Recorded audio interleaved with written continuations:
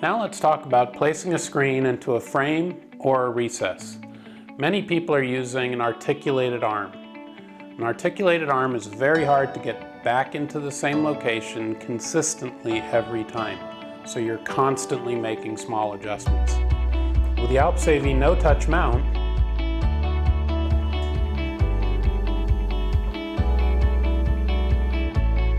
all the adjustments are available and individual. Each corner is independent, your height is independent, and your lateral shift. Once you have the screen in the right location, you can simply drive it back in